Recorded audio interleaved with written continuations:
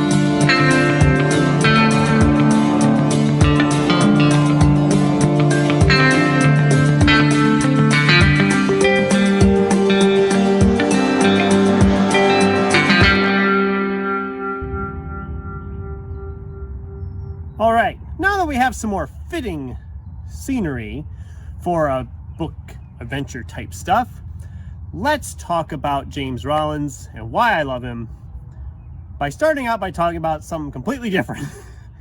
So back when I was in high school, one of the big books out there everybody was talking about, everybody was reading was, of course, The Da Vinci Code by Dan Brown. Everybody, if you remember, was talking about this book, both good and bad things. I know why people don't like this book and others in this series. I had fun with it, taking like history and mixing in this big mystery for a treasure or whatever. Absolutely loved it. Finished this, and of course, immediately went on to Angels and Demons, even though that was technically the first book. I think most people read Da Vinci Code first. Just saying. It's probably what happened. But I really loved these. And when I got done with these, I was looking for something in a similar vein.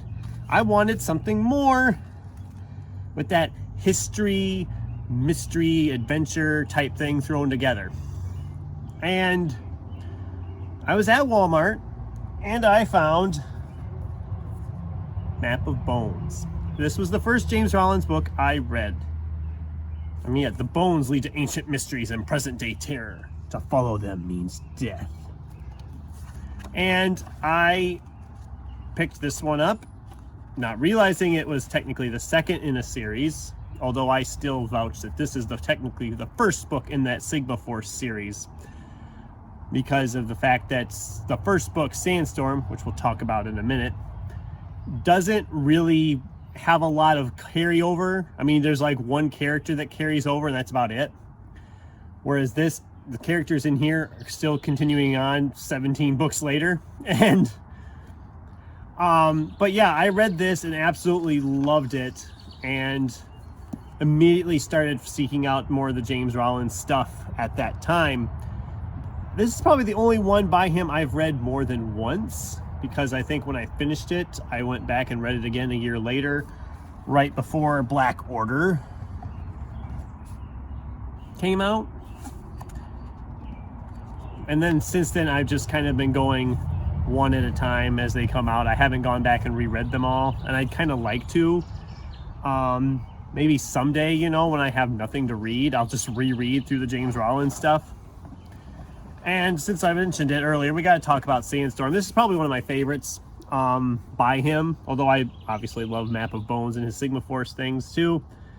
This is kind of the last one at the time that felt like a standalone story.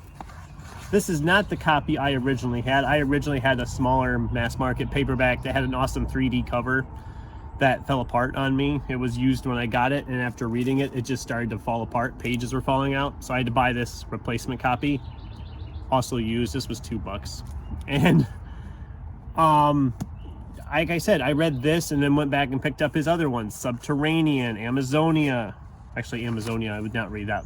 I just read Amazonia for the first time not that long ago. Ice Hunt, Deep Fathom, Excavation, all those. Some of them I've liked better than others, and that's true of any author and their stuff. Like I said, Sandstorm, Map of Bones are probably my favorites. I did really like the Doomsday Key. I like this stuff. I like his adventures with the Sigma Force novels. The adventures of these guys just going around the world solving some ancient mystery that's going to help save the world. And the fact that he backs a lot of it up in science just makes it that much more interesting, or in history. Absolutely have been a fan of this series, of the Sigma Force series for years. His standalones, most of them. There are a few...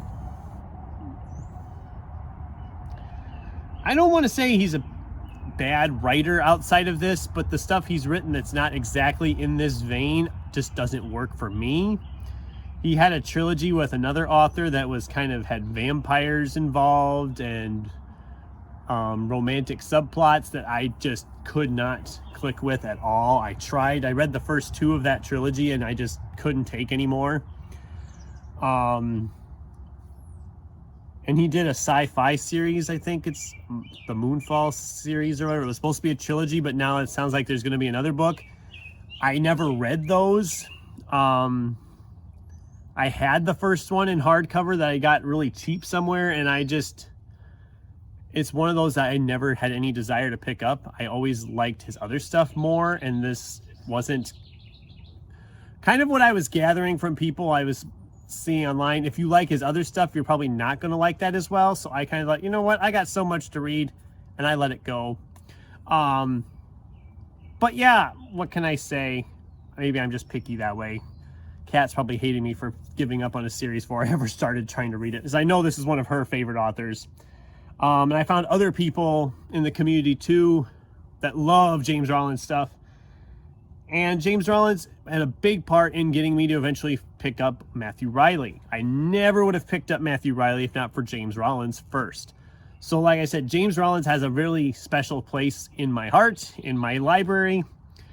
And even though I wait and get them in mass market because I have them all in that size. But seriously, I need to find some of these that they change the size. Why? Why do we do this?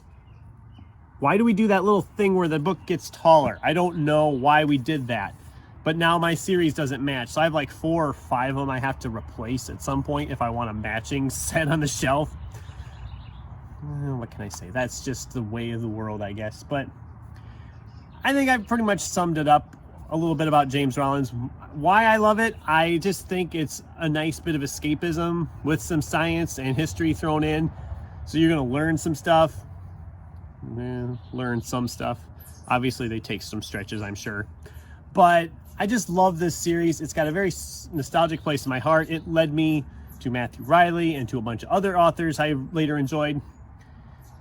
I know you can get a lot of comparisons here to like a Clive Cussler, but Clive Cussler is an author I like, but his books don't always hit with me. Some I like more than others, whereas James Rollins has been very consistent for me, especially with that Sigma Force series. Every one of the books in that series has been like a 4 or 5 star for me. I've loved all of them. Can't wait to read more of those adventures as they come out, and I'd love to hear from you guys down below. What do you think? Have you read James Rollins before? What's your favorite James Rollins novel, if you have one? And what'd you think of like The Adventure? I took you around some spots I love. I love this place out here in the farm. And I'm going to try to film some more stuff out here this summer, hopefully. I mean, over to the side here, you can't see it here in frame, but is the spot where I burned the coil. If you know, you know. So this place has a lot of memories associated with it as well, and I just really wanted to enjoy it and share it with you guys. And yeah, that's all I have for today. So thanks for watching. And until next time, keep turning pages and going on adventures.